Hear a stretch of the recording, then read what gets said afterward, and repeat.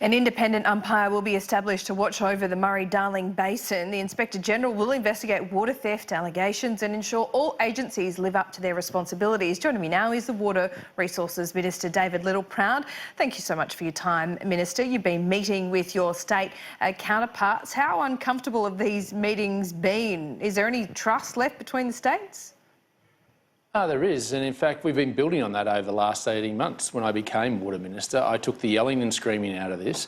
It was about leadership, not politics, and I have to congratulate the basin states who took my hand when I reached out, and even the opposition at a federal level. This is about making sure we deliver the biggest environmental program in our nation's history. We've made a lot of progress. All the heavy lifting has been done with respect to legislation and agreement on the 450 upwater neutrality test.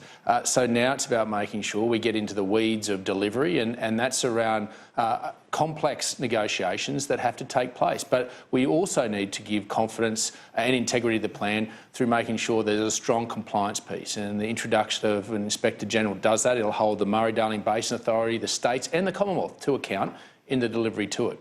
There was unanimous agreement for this Inspector-General, as you explained it just then. Was this really an admission that the Murray-Darling Basin Authority wasn't operating as intended? No, it says that there's been a number of breaches which have been widely documented. In fact, there are court cases before the courts as we speak now around non-compliance. And the states themselves have lifted their game significantly, particularly New South Wales. I have to throw a bouquet to them. There was some widespread reports about some challenges that took place in their jurisdiction, and they acted swiftly. But this is about making sure there's an overarching body that can give confidence between the states.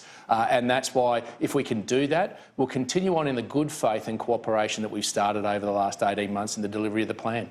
Does the Inspector-General finally bring, teeth to the process? If you're found to be in breach and essentially thieving water, what happens to those states and the individual irrigators and farmers?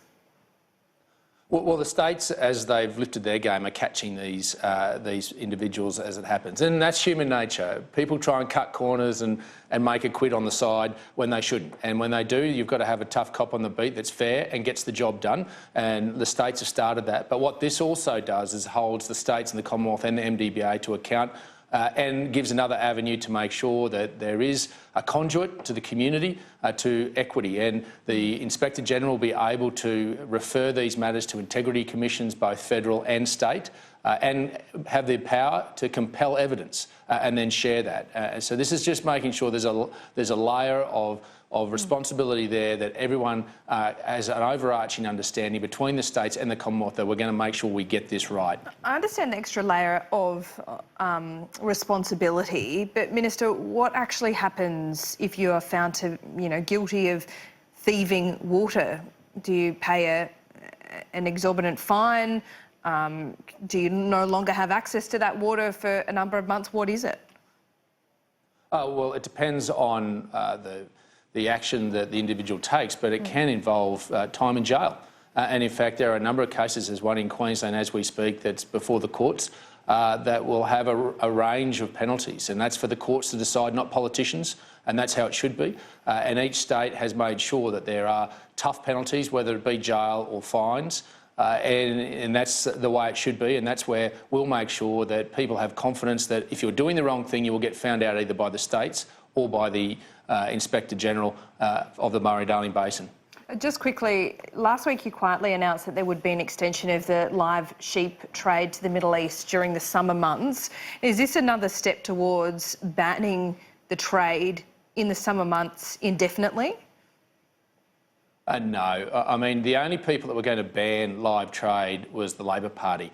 They were going to ban sheep, not just in the summer months, they were going to ban it all the way across the year, even though the science said not to do that. And that was them crab walking towards banning all live exports of animals. They were coming to an industry in a state near you. And in fact, they preferenced the Animal Justice Party as number 3 on their Senate ticket, which was an indication they'd cut a deal. And in Queensland, they'd already moved a resolution to shut all live trade by 2030. they were going to shut down the live trade industry in this country and destroy agriculture. We've got to base our decisions on the science. I put in place, when I was Agriculture Minister, a number of views around the science, and we're working through those to make sure that we can give confidence to the Australian community and give food security, particularly to those Middle Eastern countries that want live sheep, and we'll continue to get it. Because if it's not our sheep, if it's not our cattle, it'll be sheep and cattle from another nation that don't have the standards that we do. We have a responsibility to stay and get it right. OK, Minister, thanks for your time. We'll talk soon. Good to be with you again.